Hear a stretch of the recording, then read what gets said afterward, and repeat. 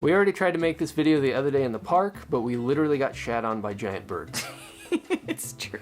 Yeah. I got up to the immigration counter. Ah. What? They're pooping on me. Are you serious? I'm dead serious. Yeah. Damn it. It's fucking birds. So we're here now in this controlled bird-free environment, which is actually our old room in a Japanese share house that we're sharing with really cool people. So. Yeah, we live across the hall now. Yeah. Anyway, it's awesome. So we've received some comments on our last couple of videos asking like, hey, were you not in Russia? What happened to China? Where are the videos for that? Did we just transport it? Yeah. Yeah, so we want to kind of fill in a little bit of the backstory of how we ended up here and recount the worst travel experience that either of us have ever had. So first things first, we started in Russia, and let us just preface everything that we say here with Russia is incredible. That is an amazing country. Go yourself and check it out. That being said, we started our journey. Don't do what we're about to. What we did. Yeah, we did it for you, so you don't have to do it. We do not suggest this. Everyone's like, "Oh, this is your itinerary you should do." I do not suggest this last part of the itinerary. Well, to be fair, we modified it because most people take the Trans Siberian Railway when they go to Russia. That's exactly what we did and we wanted to do. But they usually go to Vladivostok, which is on the very eastern part of the country, very close to South Korea and Japan. We decided to get weird with it. Because we wanted to see an ice festival in Harbin, China. Yeah. So we're like, hey, let's line ourselves up. Yeah, let's do a land border crossing. Let's find this really weird border town on the Russia-China border and cross it because we like that kind of thing. Yeah, at least we think we do.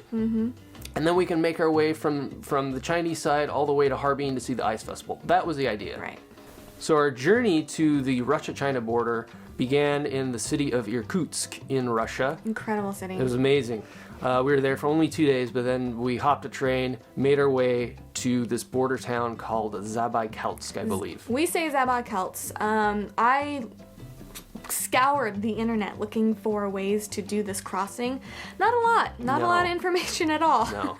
Yeah. It's pretty obscure. And what's interesting is that on the Russian side of the border, there's not much. This town is fairly run down and there's not much there. On the Chinese side of the border, however, it's actually really developed and built up, and at night it looks almost like a Vegas Strip. Pretty much, yeah, it's all lit up. So the difference between these two borders when we were reading about it, like on Wiki Voyage, we're like, we gotta go. Yeah. We gotta check this out. This is so cool. So here we are in Zabaykalsk. After an overnight train journey from Irkutsk. And then we befriended a guy who, lucky for us, in our bunk, he was Chinese. He needed to go to Manzhouli. I think he still is Chinese. He was.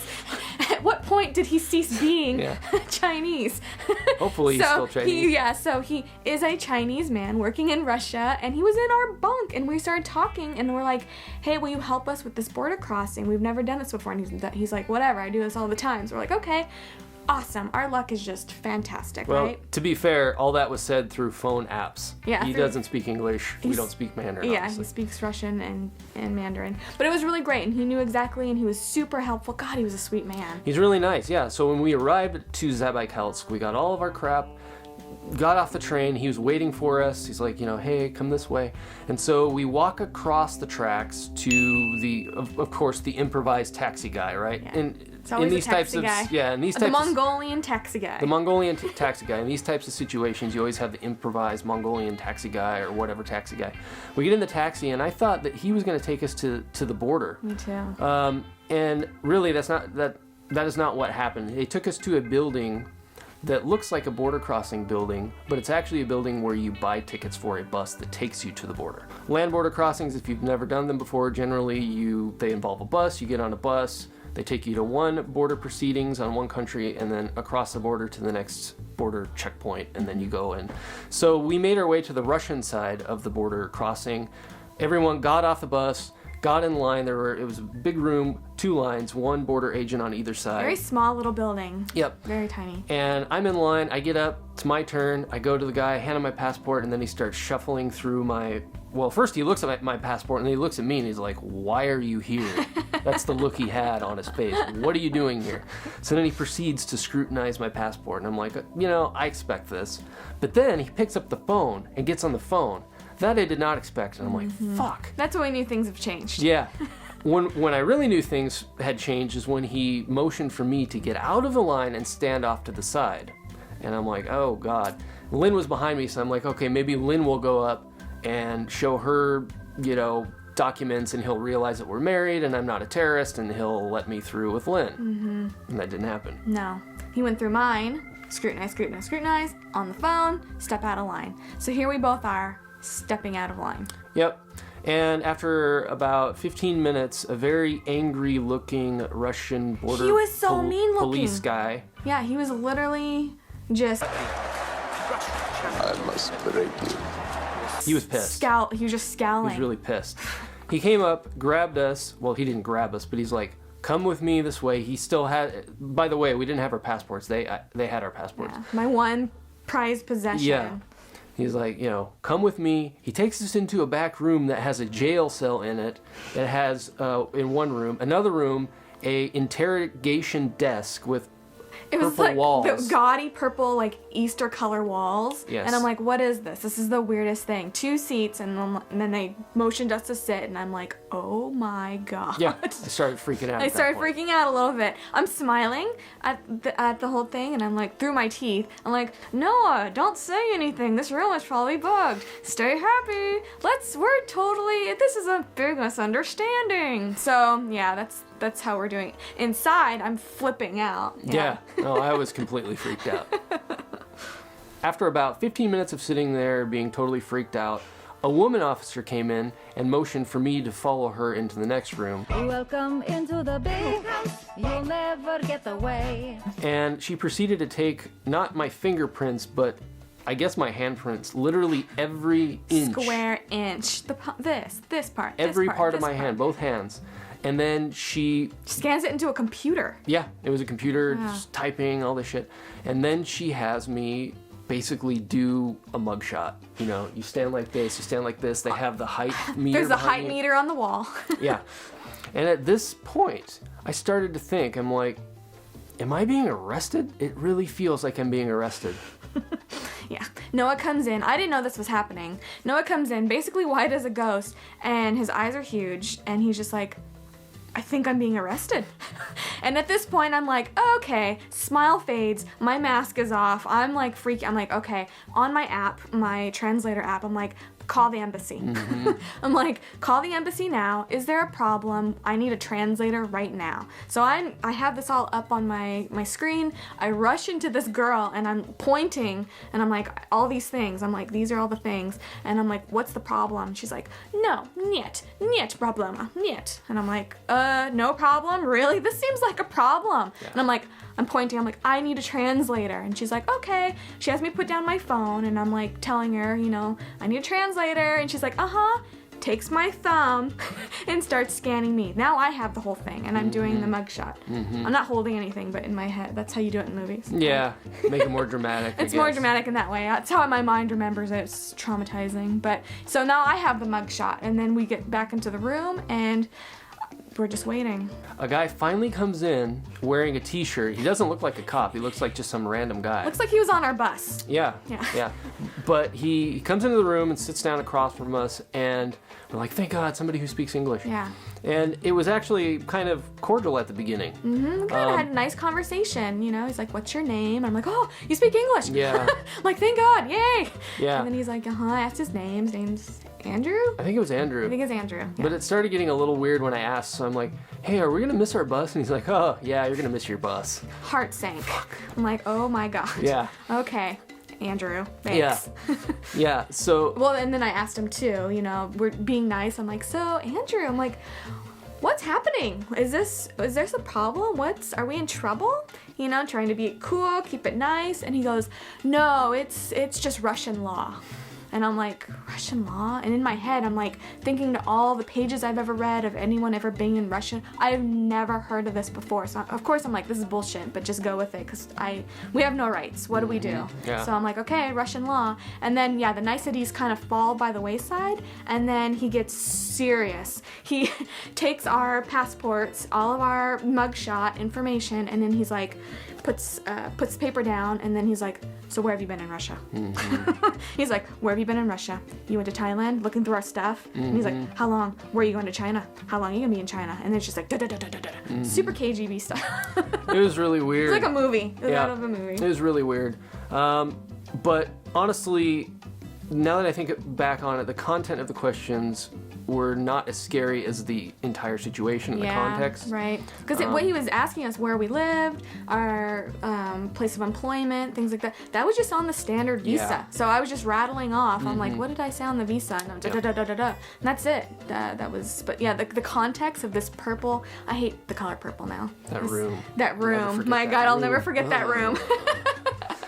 But it wasn't as scary as all that. And that's when I knew I was like, okay, we're not being told like, hey, what's this in your bag? Yeah. All this luckily. weird stuff. They weren't directly getting on us, so it wasn't as bad.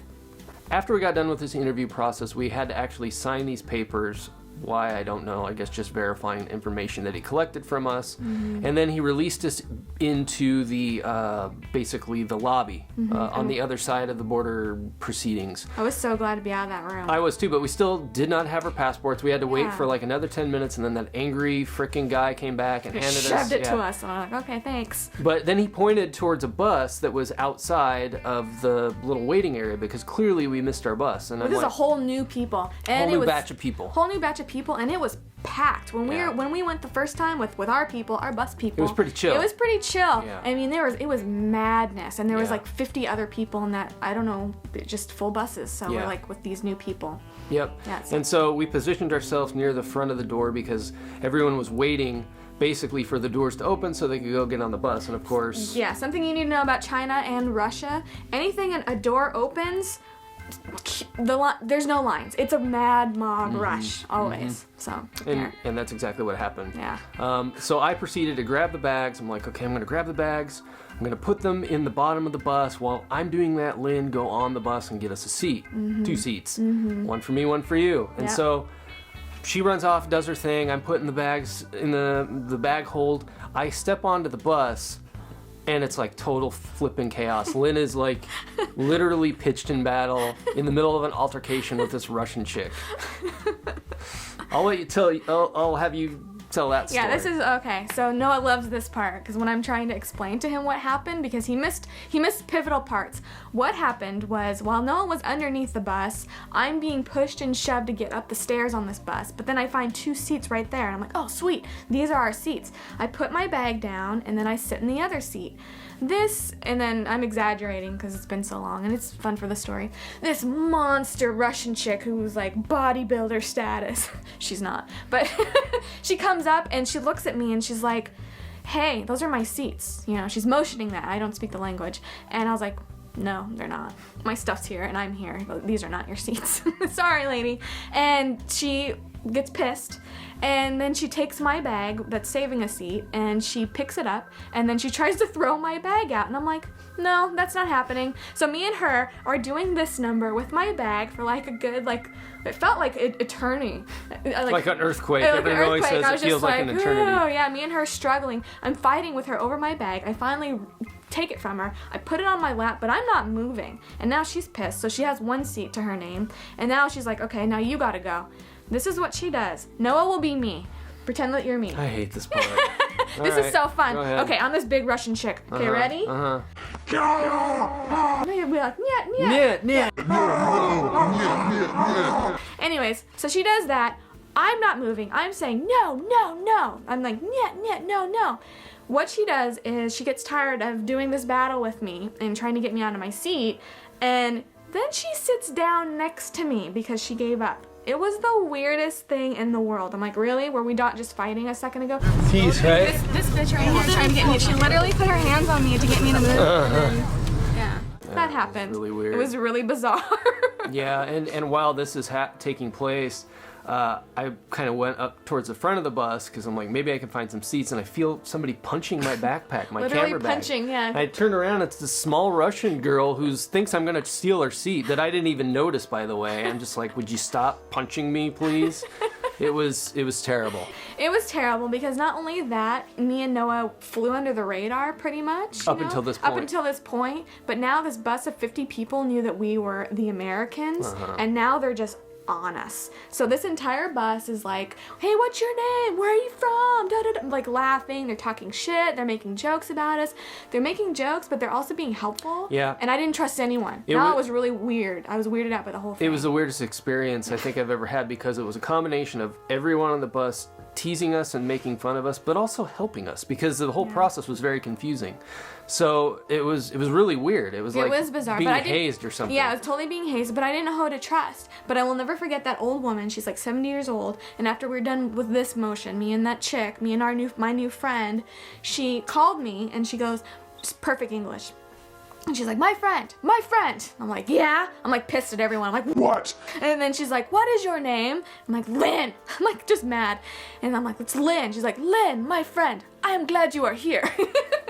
And I was like, oh, well, thanks. And then everyone's laughing and having fun and then asking. It was just weird. It was just a weird time. So that was our bus. And we're not even to the Chinese side yet. No. Okay, we finally make our way to the Chinese side of the border proceedings, and we go into the Chinese border crossing immigration building, which, by the way, is huge. It's brand new and it's huge. It's like the Russian side, this one. It was like a very small building. Just small. Very small shack. This was a huge building. A lot of money. It's just like, it's so China. Anyway, again, same setup. 2 lines. 2 border agents, I guess. Man and a woman. We got on the line with the woman, thank goodness, because the guy on the other side was really, really weird. I've never experienced that or seen that. Again, this whole day was just weird, and then it just gets weirder. As we're waiting in line with the woman, I'm watching the guy and how he's interacting with people, and there was a old Chinese man, Chinese, trying to get into the China side, and he apparently had a document more than his passport, and he gave his documents to the guy, the immigration officer. The guy doesn't even look at his passport. He shoves the paper off the desk and just looks at him and doesn't say a word. And then the papers fall on the floor, right? So whatever he was handing him, he's like, fuck your documents. And they fall on the floor. The old Chinese man picks them up, puts them back, and the guy just shoves it into his face. And then he shoves like a piece of paper on the floor, and then he refuses to look at him. And I'm like, what just happened? Oh my God, I'm glad we're not in that line. Yeah, that's a guy with a Chinese passport. Yeah. I can't imagine what he would have done with us. No, I know. But luckily, when we got to the front of our line, the girl grabbed my passport and she did scrutinize the hell out of it for about 15 minutes. Scrutinized. So it's we crazy. had a line behind me and Noah. I was next in line, but this is how bad it was because she scrutinized it for so long. All the people in our line went to the pissed off guy's line. Yeah, so we were literally the last ones to exit this big room, and I thought we were going to miss our bus again. But when we got to the lobby area, the people were kind of helping us. The people that were making fun of us were also helping us. Our bus people were there in the end, yeah. And then so we get on the bus, and we're getting ready to go into Manzhouli, China, and the bus guy, there's like the driver, and then there's the guy that works on the bus. He's basically like looking at me like I owe him money. And honestly, when I thought about it, I'm like, okay, it does make a little bit of sense because we paid for our bus tickets on that particular bus, and now we need to pay again, unfortunately, because we missed our bus. And so I paid him the 500 rubles that I paid the other bus people, but they also kind of laughed when I did it, like as if they pulled one over on us or something. Yeah, they pulled one over on me. And again, my heckles all day were just up. Yeah. I'm just like ready to go nuts on anyone. I was just like, done. So then me and Noah start fighting internally, and I'm like, Noah, that wasn't right. I'm like, they're fucking us over. They're like, it's not that price. But then some people are giving him cigarettes in a plastic bag, and then some of them are giving him that price. But then my old woman friend, she goes, no, it is 500, and she actually gave him the 500 that we gave to, and I was like, oh, okay. I mean, it wasn't much money, but again, this bus, I didn't know who to trust. I didn't know who was my friends, but people were helping us. It was so strange. The dynamic of this whole day was very, bizarre. very bizarre. And that, you bring up a good point because so often people go on these trips, and we're no different. I think we have a good amount of experience at this point, and you prepare ahead of time. You're like, okay, I've read about this scam. This happens, and when it happens to me, I'm gonna ready. tell them what's what. It's very different, especially when you're in an extreme situation like this, out in the middle of nowhere, and you're basically by yourself on clearly not in your home turf. It's not quite that easy to trust your own instincts. When you have 5 locals pointing at this bus saying, hey, get on this bus, What do you do? Do you trust them, or do you say, well, no, I'm not going to do that. I'm just going to stand here. Yeah. Sometimes you have to trust the system. Exactly. Sometimes you it's- actually do have to trust the people around you, Yeah. even if they're making fun of you, which they were in this case. Anyway, we finally made it into Manzhouli, China. It's freezing cold. Sub-zero. So we get out of the bus, we put all of our stuff on, and about, I don't know, 2 minutes after that, Lynn slips on a piece of ice on the sidewalk and falls really hard on the ground Really with hard. all of her stuff.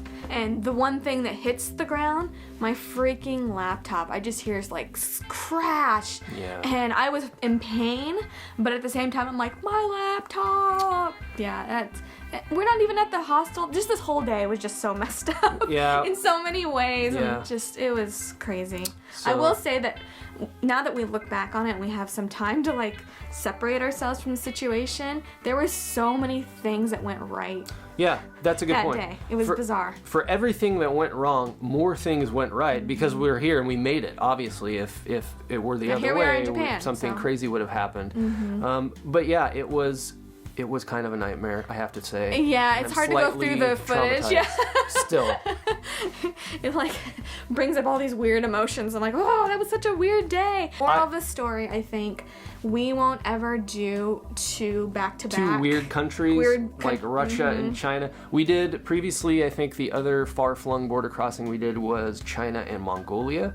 That was different because Mongolia is buffering, China and Russia. We can get into Mongolia without a visa. We can just Yeah, as arrive US and get a visa. citizens. So it was very, very easy. So I would suggest if you're going to do these far-flung border crossings, pick a situation in which one country is easy to get into and the other one's weird.